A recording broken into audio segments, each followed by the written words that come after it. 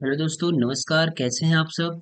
I hope आप लोग अच्छे होंगे और उम्मीद करते हैं कि आपकी पढ़ाई भी अच्छी चल रही होगी। तो दोस्तों, आज हम इस वीडियो में बात करने वाले हैं यूपी डीएलएड अर्थात बीटीसी हर सेमेस्टर के तृतीय प्रश्न पत्र साइंस के बारे में बात करेंगे।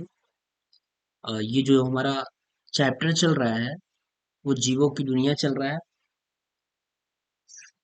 और इसमें कुछ पढ़ाया जा चुका है। जैसे इसके पहले कुछ सर्पाकार, दंडाकार, ये सब जीवाणुओं के बारे में पढ़ाया जा चुका था कि किस तरीके के होते हैं ये। आज जो हम बात करेंगे वो बात करेंगे जीवाणु या बैक्टीरियाओं की क्रिया के बारे में, यूजफुल ऑर्गेनिज्म की इनकी क्रियाएं कैसी होती हैं, कैसे ये कार्य करते हैं, कौन से जीवाणु या बैक्टीरिया हमारे लिए लाभदायक होते हैं, कौन से हमारे लिए नुकसानदेह होते हैं। इन्हीं चीजों के बारे में बात करेंगे। ठीक है, तो जैसा कि आप लोग पढ़ाई स्टार्ट कर दीजिए अच्छी तरीके से, क्योंकि एग्जाम अब धीरे धीरे आपका नजदीक ही आ रहा है। मई जैसे ही खत्म होगा, जून के सेकंड वीक में संभवतः एग्जाम होने की संभावना है। तो मई के अ, एक दो सप्ताह के बाद आपका आई थिंक बोर्ड फॉर्म वगैरह कुछ भी जो ये सब सारी प्रक्रियाएं स्टार्ट हो जाएंगी। ठीक है, तो चलिए हम लोग स्टार्ट करते हैं जीवाणु या बैक्टीरिया की क्रिया के बारे में। तो देखिए, जीवाणु या बैक्टीरिया की क्रियाएं, यूजफुल ऑर्गेनिज्म। बैक्टीरिया हमारे लिए मित्र व शत्रु दोनों का कार्य करते हैं। हमने अभी बताया कि बैक्टीरिया जो होते हैं ये हमारे लिए लाभदायक भी होते हैं और हानिकारक भी होते हैं। कुछ बैक्टीरिया होते हैं जो हमारे जीवन के लिए बहुत ही लाभदायक होते हैं। तो ये मित्र व शत्रु दोनों का कार्य करते हैं। अब किस तरीके से लाभदायक हैं, लाभप्रद हैं, उनको देख लेते हैं। लाभप्रद क्रियाएं कह रहे हैं, पहला है लाभप्रद क्रिया में भूमि में विभिन्न मृत प्राणियों तथा पौधों के अवशेष खाद के रूप में उपस्थित होते हैं। यानी जो लाभप्रद क्रियाएं हैं इनमें क्या है कि भूमि में जो बहुत सारी चीजें अ, मृत है, जैसे व्यक्ति आदमी मर जाता है तो क्या करते हैं, कुछ लोग क्या करते हैं जमीन के अंदर उसको गाड़ देते हैं। तो क्या होती है, बैक्टीरिया ही क्या करती है, उनको धीरे धीरे क्या करती है, गला करके खत्म कर देती है और वो खाद के रूप में बन जाती है। ऐसे बहुत सारी चीजें, पशुओं को भी क्या होता है, मर जाते हैं तो क्या करते हैं आप लोग, गाड़ देते हैं जमीन के अंदर। तो वहां जो बैक्टीरिया है उनका काम यही है कि उसको क्या करना है, अवशेष के रूप में प्रदान कर देना है, और वही अवशेष आपका किसके रूप में कन्वर्ट हो जाता है, खाद के रूप में कन्वर्ट हो जाता है। अब वो चाहे मृत प्राणी हो चाहे पौधा हो, जो भी चीजें हैं, सड़ी गली चीजें जब जमीन के अंदर जाती है तो वहां जो जीवाणु होते हैं वो अपनी क्रिया स्टार्ट कर देती है, और वो अपनी क्रिया के द्वारा उसको गला के सड़ा के खत्म कर देती है। अब जब वो गल के या सड़ जाती हैं तो वो मिट्टी के रूप में मिल जाती हैं और वही खाद का रूप धारण कर लेती हैं। कंपोस्ट खाद वगैरह वही बन जाती हैं। ठीक है, अब उसी वही हमारा जो खाद होता है वो हमारी फसल के लिए काफी लाभदायक हो जाता है। दूसरा है उद्योग में बैक्टीरिया का महत्व। उद्योग में उद्योग में बैक्टीरिया का महत्व, डेयरी उद्योग, चमड़ा उद्योग, सिरका का निर्माण, जूट उद्योग, औषधि उद्योग, तंबाकू व चाय का उद्योग, ये चीजें हैं। यानी उद्योग में जो हमारी बैक्टीरिया होती है इसका एक विशेष महत्व होता है। जैसे डेयरी में भी हमारी इस बैक्टीरिया का काम होता है। चमड़ा में भी क्या होता है, इस बैक्टीरिया का कार्य होता है। यही चमड़ा उद्योग का मतलब यही होता है कि जैसे किसी की खाल को निकाल दिया जाता है, जब वो धीरे धीरे खत्म हो जाती है तो उस खाल को निकाल दिया जाता है और वही उसी खाल को जूता बनाने में, बेल्ट बनाने में, इत्यादि चीजों में प्रयोग किया जाता है। तो यहाँ विशेष योगदान किसका होता है, विशेष योगदान बैक्टीरिया का ही होता है। ठीक है, सिरका का निर्माण आप देखे होंगे, सिरका भी फफूंदी टाइप बन जाता है। सिरका का जो निर्माण होता है इन्हीं बैक्टीरिया के द्वारा होता है, क्योंकि गन्ने के रस को क्या करते हैं, किसी मिट्टी के बर्तन में बहुत दिनों तक ढक के रख दिया जाता है, धूप में उसको रख दिया जाता है।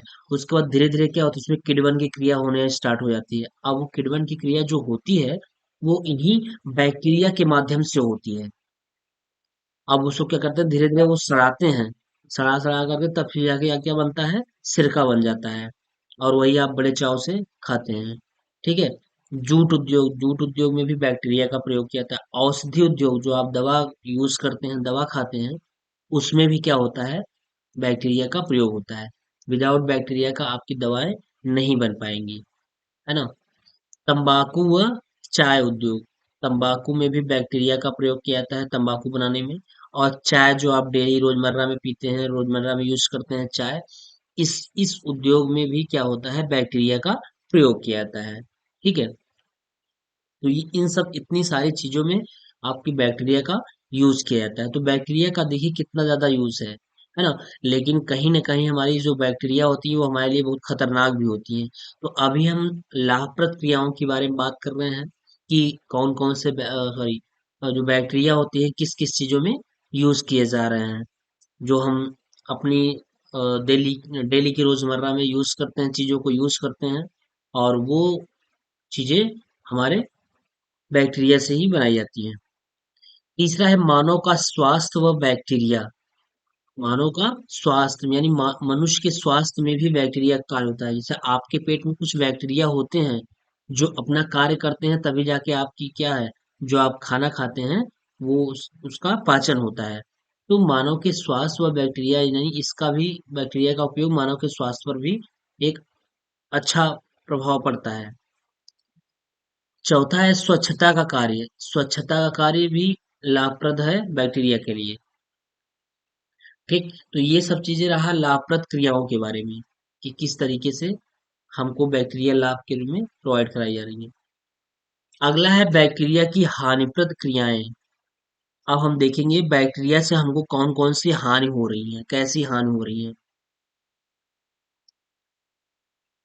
पहला है भूमि की उर्वरता कम। जब बैक्टीरिया की मात्रा बहुत ज्यादा हो जाती है, कुछ बैक्टीरिया ऐसे होते हैं जो हमारे भूमि की उर्वरता को कम करके उसको बंजर बना देते हैं। अब आप बंजर देखे होंगे, रेह जैसा उनकी मिट्टी हो जाएगी।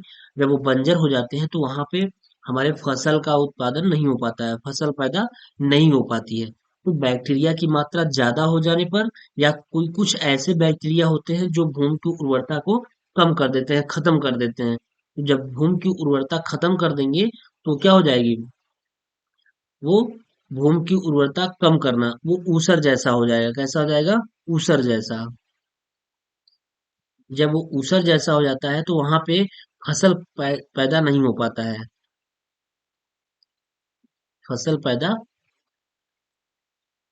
नहीं हो पाता है ना। तो वहां पे कोई भी चीज बोएंगे कुछ भी नहीं होगा, वो ऊसर जैसा हो जाता है। तो भूमि की जब ये ऊसर कब होगा, जब भूमि की उर्वरता बिल्कुल खत्म हो जाएगी तब। भूमि की उर्वरता कम करना अगर थोड़ा बहुत कम है तो हमारी फसल तो होगी, लेकिन उस तरीके से नहीं हो पाएगी जिस तरीके से हम चाहते हैं। तो उसकी उर्वरता को बढ़ाने के लिए हम क्या करते हैं, अगर उर्वरता थोड़ी बहुत कम हुई है तो उसकी उर्वरता को बढ़ाने के लिए हम क्या करते हैं कि रासायनिक खाद का यूज करते हैं। इसका रासायनिक खाद, रासायनिक खाद में जैसे आपका हुआ यूरिया हो गया, यूरिया हो गया, डाई हो गया, यूरिया हो गया, डाई हो गया, पोटास हो गया, है ना। बहुत सारी चीजों का हम प्रयोग करते हैं जिससे कि क्या होगी, भूमि की उर्वरता वापस थोड़ी बहुत लाई जा सकती है। क्योंकि जब उसकी उर्वरता कम हो गई तो हमारे पास यही एक ऑप्शन है कि हम उसमें यूरिया, डाई, पोटास इन सबको डाल करके थोड़ी बहुत हम क्या कर लें, उर्वरता बढ़ा लें। लेकिन जब अगर जमीन की उर्वरता ज्यादा ही खत्म हो जाएगी तो आप ये जो यूरिया, डाई और पोटास डालेंगे इससे और भी धीरे धीरे वो खत्म होती चली जाएगी, यानी कि फसल का उत्पादन उस तरीके से नहीं हो पाएगा। जब तक जमीन के अंदर उर्वरता रहेगी तभी आप डाई, पोटास, यूरिया जो भी आप रासायनिक खाद का प्रयोग करेंगे, तब जाके उसमें और भी अच्छा काम करता है। लेकिन जब उनकी उर्वरता खत्म हो जाती है जितना आप ये डालेंगे उतनी ही ज्यादा उसके लिए नुकसानदेह होना स्टार्ट हो जाती है। ठीक है, क्योंकि वो धीरे धीरे इसको बंजर बना देती है। दूसरा है भोज्य पदार्थों को नष्ट करना। कुछ बैक्टीरिया ऐसे होते हैं जो हमारे भोज्य पदार्थों को खराब कर देते हैं। जैसे आप कोई भी चीज रख दीजिए, जैसे खाना ही बना के रख दीजिए, आप शाम को सुबह देखते हैं गर्मी के मौसम में क्या होता है, बैक्टीरिया ज्यादा एक्टिव होते हैं।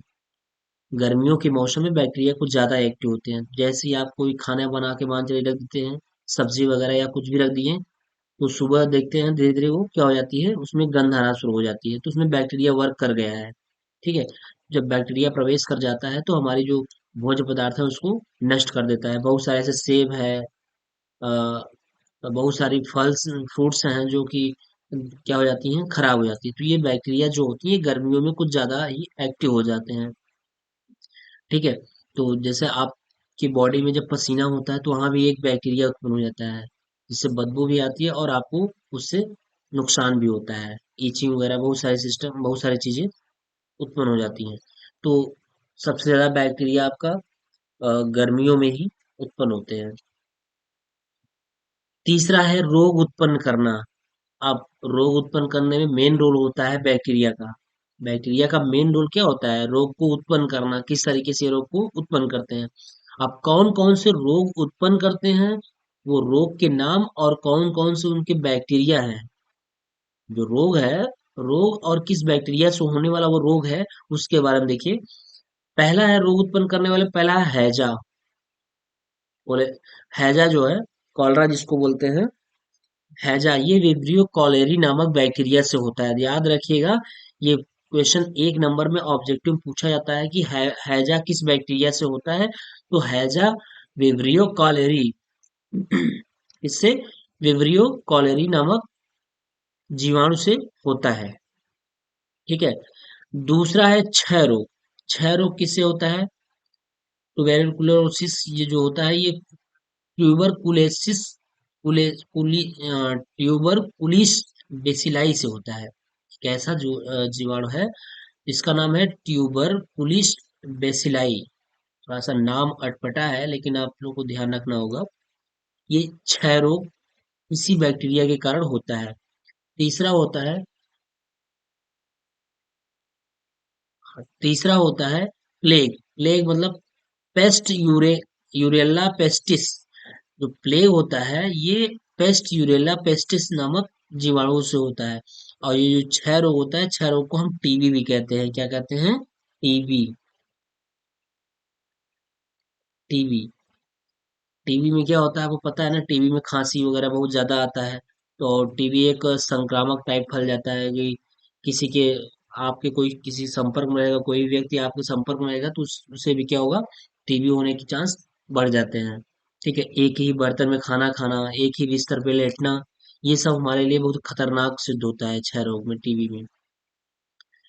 और ये प्लेग हो गया, प्लेग पेस्ट यूरेला पेस्टिस नामक जीवाणु के कारण प्लेग होता है। चौथा है pneumonia. Pneumonia, pneumonia diplococcus pneumoniae नामक बैक्टीरिया से होता है। निमोनिया एक खतरनाक बीमारी है, इससे व्यक्ति की जान भी चली जाती है। तो ठीक है, निमोनिया थोड़ा बहुत ठंडा ठंडा पानी से बढ़ जाती है। तो और निमोनिया हार्ट के पेशेंट वगैरह को थोड़ा सा कुछ ज्यादा ही हावी हो जाती है उसमें। तो जो निमोनिया होती है ये डिप्लोकोकस निमोनी नामक जीवाणु से होती है। पांचवा है टाइफाइड, जो कि नॉर्मली पर्सन को होता रहता है। आप इस चीज को हमेशा देखते रहते हैं कि किसी को भी बुखार 4 दिन 5 दिन 6 दिन से ज्यादा होगा तो डॉक्टर पे जब आप चेक कराने जाते हैं तो डॉक्टर बताता है कि आपको टाइफाइड हो गया। जब व्यक्ति को टाइफाइड हो जाता है तो उसकी थोड़ी सी जो दवाएं होती हैं, दवाई की जो डे होता है वो बढ़ जाता है कि एक आपको ये कंटिन्यू 10 दिन 15 दिन इंजेक्शन लेना होगा, दवा करनी होगी, तब जाके वो सही होगा। ठीक है, तो जो टाइफाइड होता है, टाइफाइड किससे होता है, साल्मोनेला टाइफोसा, इस जीवाणु से ये टाइफाइड आपकी हो जाती है। इसमें फीवर वगैरह हो जाता है, पूरी बॉडी में बहुत ज्यादा पेन होता है ना, और सर में दर्द बहुत ज्यादा होता है, तो ये टाइफाइड के लक्षण होते हैं। तो ये जो टाइफाइड है, ये टाइफाइड किस बैक्टीरिया से होता है, साल्मोनेला टाइफोस से बैक्टीरिया से होता है। ये भी एक खतरनाक बीमारी है, अगर इसको ध्यान न दिया जाए तो जानलेवा भी हो सकती है। ठीक है। तो ये रहा रोग उत्पन्न करने वाले जीवाणु। यानी ये जो हमारे जीवाणु हैं, ये यहाँ पे शत्रु का कार्य कर रहे हैं। किसका? यहाँ पे शत्रु का कार्य कर रहे हैं, और इसके ऊपर मित्र का कार्य कर रहे थे। जब हमको सिरका बना के दे रहे थे, जो हम यूज कर रहे थे, खा रहे थे, औषधि बना रहे थे, जो हमारे लिए यूज, जब ये रोग होगा, जब ये रोग होगा, तो हम क्या करेंगे? औषधि यानी दवाएं खाएंगे, और वो दवाएं भी आपके किसी से, इन्हीं बैक्टीरिया से, यानी कुछ बैक्टीरिया से ही बने होते हैं। ठीक है। तो एक बैक्टीरिया हमारे लिए खतरनाक हो रहा है, सिद्ध हो रहा है, और एक बैक्टीरिया हमारे लिए आशीर्वाद का कार्य कर रहा है। औषधि हुआ, सिरका हुआ, ये सब सारी चीजें क्या होती है? इसको हम यूज जो करते हैं, वो एक बैक्टीरिया से ही मिल करके वो बनी होती है। ठीक। तो ये रहा बैक्टीरिया के बारे में। ठीक है। तो उम्मीद करते हैं आपको समझ में आ रहा होगा। अब हम जो बात कर रहे हैं, वो बात करेंगे खमीर अथवा ईस्ट के बारे में। ये खमीर और ईस्ट, ये इसका भी यूज आप रोज डेली यूज करते हैं। खमीर से बनी हुई चीजों को आप यूज कर लेते हैं, सुबह सुबह यूज कर लेते हैं। ठीक है। तो खमीर भी क्या होती है? ये हमारे लिए भी लाभदायक भी होती है, लेकिन कुछ ज्यादा मात्रा हो जाने पे क्या होती है? नुकसानदेह भी होती है। तो चलिए खमीर के बारे में देखते हैं। खमीर अथवा ईस्ट क्या है? खमीर फंजाई समूह के अंतर्गत आते हैं। ध्यान रखिएगा, जो खमीर होते हैं, ये किसके अंतर्गत आते हैं? फंजाई समूह के अंतर्गत आते हैं। इसको याद रखिएगा कि हमारे जो खमीर होते हैं, खमीर फंजाई के समूह के अंतर्गत आते हैं। बैक्टीरिया के समान कुछ जातियां रोग उत्पन्न करती हैं, तथा कुछ जातियां किण्वन क्रिया के कारण आर्थिक महत्व की होती हैं। यानी जो हमारे खमीर होते हैं, जिस प्रकार बैक्टीरिया हमारे शरीर के लिए, या हमारे बॉडी के लिए, या हमारे लाइफ यानी जीवन के लिए, कुछ बैक्टीरिया लाभदायक हैं, तो कुछ बैक्टीरिया क्या हैं? हानिकारक हैं। यानी कुछ बैक्टीरिया मित्र का कार्य कर रहे हैं, तो कुछ बैक्टीरिया शत्रु का कार्य कर रहे हैं। उसी प्रकार खमीर भी है, कि कुछ खमीर जो होते हैं, वो हमारे हमको रोग उत्पन्न करते हैं, हमारे अंदर रोग को उत्पन्न करते हैं, तथा कुछ क्या होते हैं? किण्वन क्रिया के कारण हमें आर्थिक महत्व भी प्रदान करते हैं। यानी हमें आर्थिक रूप से वो महत्व भी देते हैं। ठीक है। तो जैसे यहाँ बताया गया, खमीर जो होता है फंजाई समूह के अंतर्गत आते हैं। बैक्टीरिया के समान कुछ जातियां रोग उत्पन्न करती हैं। बैक्टीरिया के समान जो कुछ जातियां हैं, ये खमीर की जातियां हैं, ये रोग उत्पन्न करती हैं, तथा कुछ जातियां, इसकी खमीर की ही कुछ जातियां किण्वन क्रिया के कारण आर्थिक महत्व भी होती हैं। ठीक। इष्ट भी बैक्टीरिया के भांति कोशिकीय जीव होते हैं। कैसा होते हैं? कोशिकीय जीव होते हैं। इष्ट की कोशिकाएं अधिकतर अंडाकार या दीर्घवृत्ताकार होती है। यानी जो हमारी खमीर है, यानी इष्ट है, इसकी जो कोशिकाएं होती हैं, अधिकतर अंडाकार और दीर्घवृत्ताकार ही होती हैं। जबकि हमारी जो जीवाणु होते हैं, वो कई आकार के होते थे। जीवाणु हमारे दंडाकार होते थे, सर्पाकार होते थे, और कैसा आपके पढ़ाया गया था। एक था सार्सिना, था स्टोफिलोकोकाई, था टेट्राई था, और स्ट्रेप्टोकोकाई था। ये सब किसके प्रकार थे? जीवाणुओं के प्रकार थे। लेकिन यहाँ पे क्या है? इष्ट के प्रकार, इष्ट अधिकतर अंडाकार होगा। कैसा होगा? अधिकतर अंडाकार होगा, या दीर्घवृत्ताकार होता है। ये हमारे खमीर की बात है। ठीक। अंडाकार या दीर्घवृत्ताकार होती है। इनमें फ्लैजिला की उपस्थिति नहीं होती है। इसमें क्या होती है? फ्लैजिला की उपस्थिति नहीं होती है। ठीक। देखिए, जो आपको बताया गया था, जीवाणु में फ्लैजिला की उपस्थिति होती थी। फ्लैजिला का मतलब जानते हैं? बताया गया था कशाभिका होती है, जो उसमें पूंछ जैसी नहीं थी। जब इसके पहले वीडियो पढ़ा रहे थे, तो हमारा जीवाणु कुछ इस तरीके का जीवाणु था, इस तरीके का बना हुआ था। ऐसे तो इसमें एक पूंछ जैसी संरचना निकली हुई थी, जिसको फ्लैजिला कहते हैं। क्या कहते हैं? फ्लैजिला। फ्लैजिला। फ्लैजिला का मतलब क्या? कशाभिका। कशाभिका। अब कशाभिका का कार्य क्या था, आपको बताया गया था। जो कशाभिका है, ये इसका कार्य ये है कि जीवाणु हो या ईस्ट हो। अब ईस्ट में तो फ्लैजिला का कार्य होता नहीं है, फ्लैजिला उपस्थित नहीं होता है, तो इससे कोई मतलब नहीं है। तो फ्लैजिला जो होता है, फ्लैजिला का मुख्य कार्य क्या है? जीवाणुओं को आगे की तरफ बढ़ाने का कार्य करता है। ठीक है। क्या करता है? आगे की तरफ।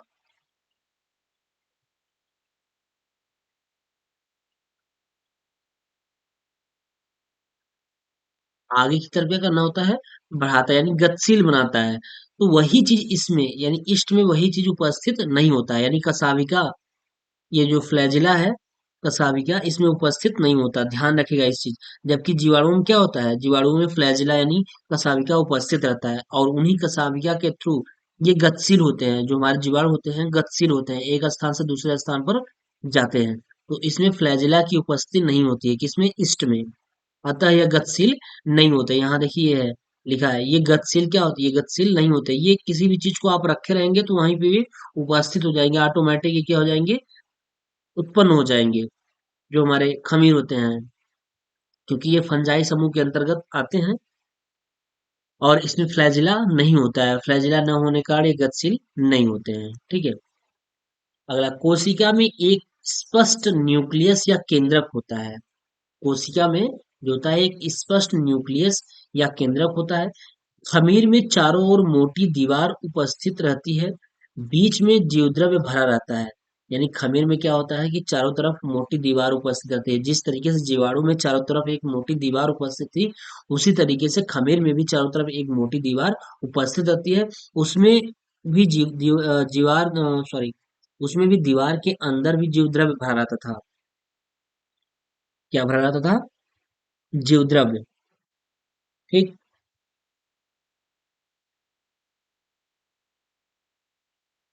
उसमें भी जीवद्रव्य भरा रहता था, और इसमें भी क्या है? दीवार के अंदर ही जीवद्रव्य भरा रहता है। इसमें छोटे छोटे कणों में ये, यानी इनमें छोटे छोटे कण उपस्थित रहते हैं। इनमें जो होते हैं, ये छोटे छोटे कण क्या होते हैं? उपस्थित रहते हैं, जो कि ग्लाइकोजन के कण हैं। वो जो कण होते हैं, छोटे छोटे कण, वो किसके कण होते हैं? ग्लाइकोजन के कण होते हैं। किसके होते हैं?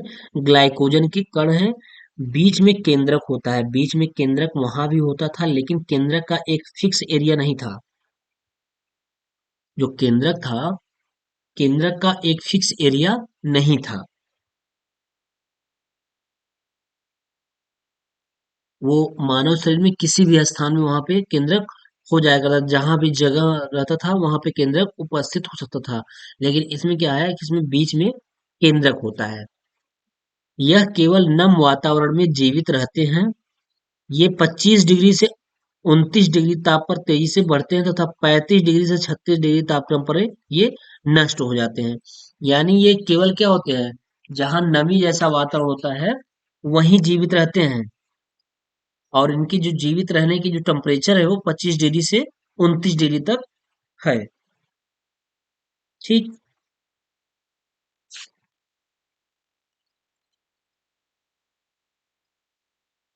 चलिए। और जैसे ही टेम्परेचर बढ़ा, 35 डिग्री से 36 डिग्री टेम्परेचर हुआ, ये नष्ट होना स्टार्ट कर देते हैं। जैसे आप किसी भी चीज को गर्म करना स्टार्ट किए, तो उस समय ये आपके जो खमीर है, वो नष्ट हो जाते हैं। इष्ट कोशिकाओं में नई कोशिका का निर्माण अधिकतर मुकुलन या बंडिंग विधि से होता है। ध्यान रखिएगा, इष्ट कोशिकाओं में जब नई कोशिकाएं बनती हैं, तो इन्हीं विधि द्वारा बनती हैं, मुकुलन या बंडिंग विधि द्वारा। इसकी जो इष्ट होती हैं, नए कोशिकाएं बनती हैं, यानी नया इष्ट जो होता है, वो बनता है मुकुलन या बंडिंग के द्वारा। एक इष्ट से दूसरे इष्ट को जो बनने की प्रक्रिया है, निर्माण है, वो मुकुलन या बंडिंग विधि के द्वारा ही होता है। ठीक। अब बात करते हैं ईस्ट या खमीर का आर्थिक महत्व। किस तरीके से इष्ट या खमीर, यानी जो हमारे खमीर होते हैं, वो किस तरीके से हमको आर्थिक महत्व प्रदान करते हैं, कहाँ कहाँ हम इसका यूज करते हैं, कैसे हम इसको ग्रहण करते हैं अपने अंदर, उसको देखते हैं। ध्यान रखिएगा कि कौन कौन सी चीजें खमीर से बनी होती हैं, इन चीजों को ध्यान रखिएगा, और कौन सी चीजें आपकी बैक्टीरिया से बनी होती हैं, इसके ऊपर हमने बता दिया कि बैक्टीरिया में आर्थिक महत्व किस तरीके से हो रहा है। यानी आप इस तरीके से चीजों को यूज कर रहे हैं जो बैक्टीरिया से बने हुए हैं, और ईस्ट या खमीर को किस तरीके से यूज करेंगे भोज्य पदार्थों के रूप में, उसको भी देख लेते हैं। ठीक है। तो देखिए जो खमीर है,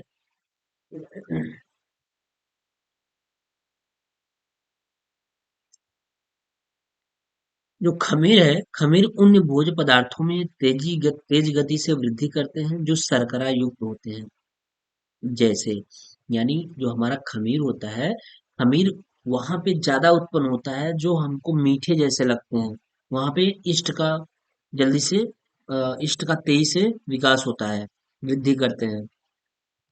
जैसे गन्ने का रस, गन्ने के रस में भी इष्ट का तेजी से प्रवेश होता है।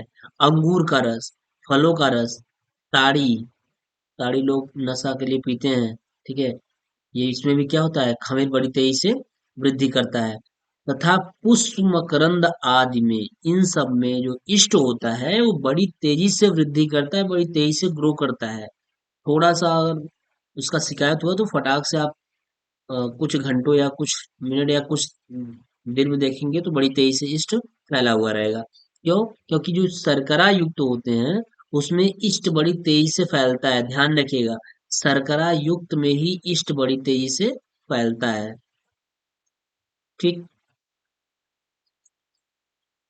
चलिए, खमीर की लाभप्रद क्रियाएं, खमीर की लाभप्रद क्रियाएं क्या है?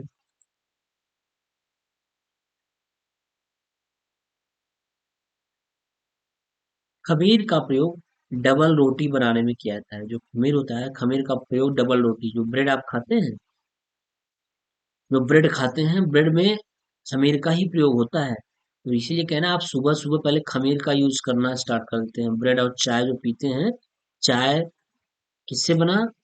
चाय में क्रिया किया कौन? जीवाणु। ठीक। और जो ब्रेड आपने खाया उसमें क्रिया कौन किया? खमीर। कौन किया? खमीर। ये हुआ चाय और ये हुआ ब्रेड। यानी आप जीवाणु को भी ले रहे हैं और खमीर को, इष्ट को भी ले रहे हैं सुबह सुबह। ठीक है। इसलिए कहा जाता है चाय को छोड़ दीजिए, चाय पीना स्वास्थ्य के लिए हानिकारक होता है। ठीक है। वो भी खाली पेट चाय तो कतई नहीं पीना चाहिए। खमीर का प्रयोग डबल रोटी बनाने में किया जाता है। दूसरा, खमीर का प्रयोग अल्कोहल युक्त पेय पदार्थों में प्रयोग किया जाता है, जैसा कि अभी आपको बताया गया, ताड़ी भी है, एक हमें अल्कोहल जैसा फील कराती है। खमीर का प्रयोग अल्कोहल युक्त पेय पदार्थों में प्रयोग किया जाता है, जैसे बियर, शराब, इन सब में किसका प्रयोग किया जाता है? खमीर का। शर्करा युक्त होती है, इसलिए शर्करा युक्त में खमीर बड़ी तेजी से ग्रो करता है। ठीक।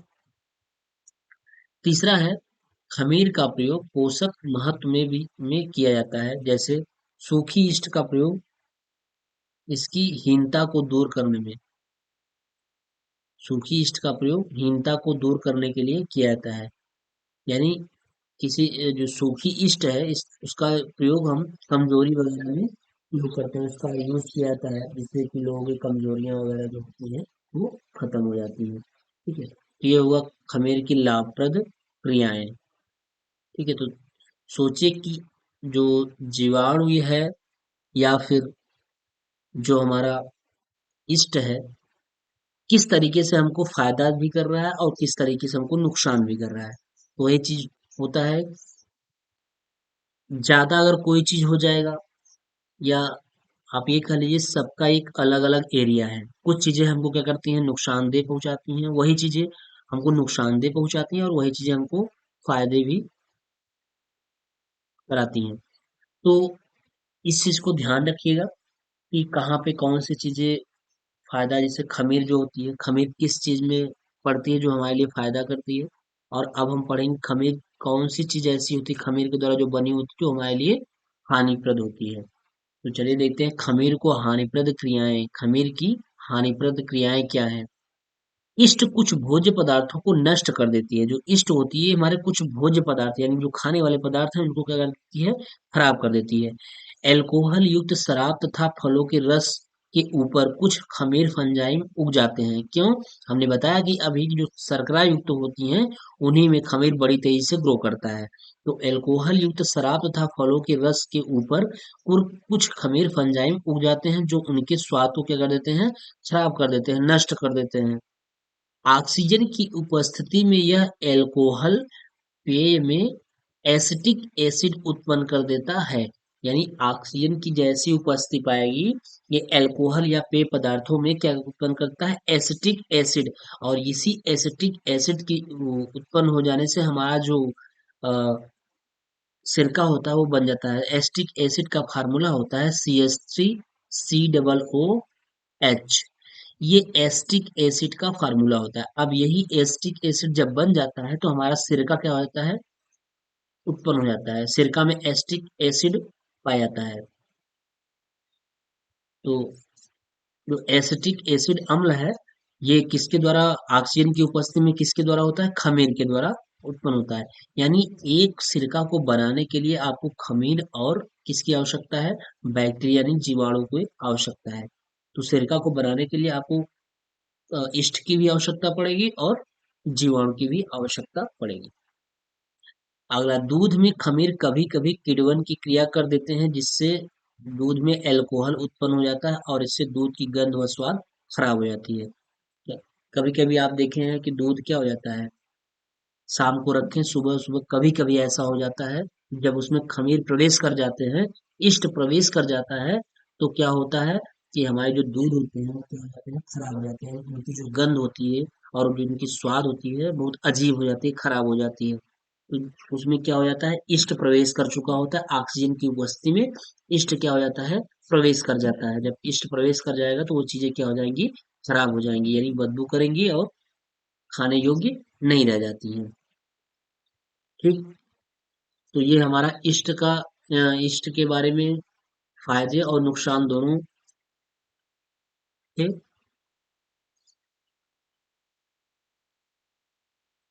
ठीक है।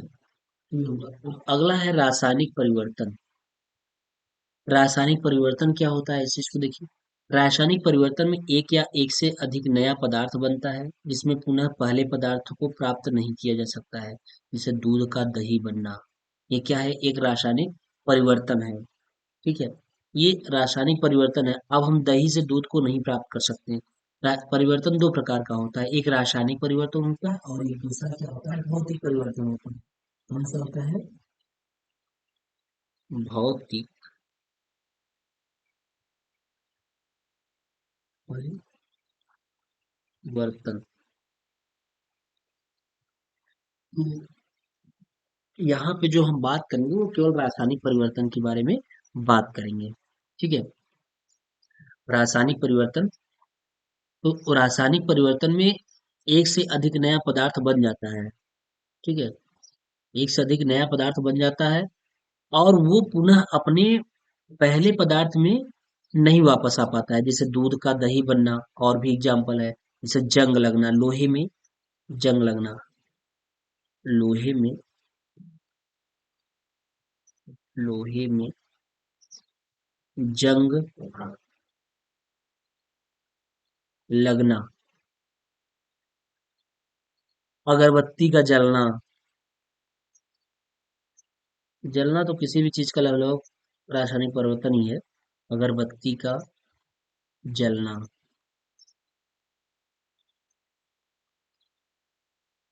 ठीक। ये सब क्या है, ये सब रासायनिक परिवर्तन है। यानी इसमें एक बार परिवर्तन हो जाने पर दोबारा ये पुनः वापस उनको नहीं लाया जा सकता है। ठीक। ये रासायनिक परिवर्तन में आते हैं। और भौतिक परिवर्तन में क्या होता है कि भौतिक परिवर्तन जस्ट उसका क्या हो जाता है, उल्टा हो जाता है। भौतिक परिवर्तन में क्या होता है कि किसी भी चीजों में परिवर्तन कर दीजिए, तो वो पुनः वापस उसको हम ला सकते हैं। और इसको हम, जो भौतिक परिवर्तन होता है, इसको उत्क्रमणीय बोलते हैं और इसे अनुत्क्रमणीय बोलते हैं। ठीक। तो यही चीजें हैं, कभी कभी पूछ लेता है। भौतिक परिवर्तन, अ, रासायनिक परिवर्तन ज्यादा ही पूछता है, भौतिक परिवर्तन थोड़ा सा नहीं होता है। अब जैसे भौतिक परिवर्तन की बात कर लें एग्जाम्पल के तौर पे, तो हम अ, जैसे पानी है आपका, क्या है, पानी है, पानी से क्या बन सकता है, जैसे ये पानी है, पानी से क्या बना सकते हैं आप, बर्फ बना सकते हैं, बना सकते हैं, नहीं बना सकते, बिल्कुल। फिर बर्फ से हम क्या बना सकते हैं, फिर से पानी बना सकते हैं, बर्फ को फिर गला दीजिए, पानी को 0 डिग्री टेम्परेचर पे ठंडा कर दीजिए, वो बर्फ बन जाएगा।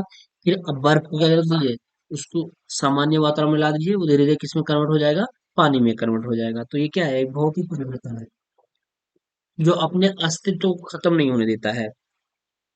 यानी ये एक रूप से दूसरे में परिवर्तन हो जाता है, फिर उससे उसी रूप से दूसरे वाले रूप से फिर वो वापस पहले वाले रूप में वापस आ जाता है। ठीक है। तो ये रहा रासायनिक परिवर्तन और भौतिक परिवर्तन के बारे में भी हमने बता दिया है। ठीक है, तो आज हम इतना ही बात करेंगे, कल की क्लास में हम फफूंदी के बारे में पढ़ेंगे। अभी हमने क्या क्या पढ़ लिया है, जीवाणु के बारे में पढ़ लिया है, किस चीज के बारे में, जीवाणु के बारे में, और खमीर के बारे में। इन दोनों चीजों के बारे में हमने पढ़ लिया है। अब इसके बाद हम फफूंदी के बारे में पढ़ेंगे, नेक्स्ट जो हमारा होगा वो फफूंद के बारे में होगा।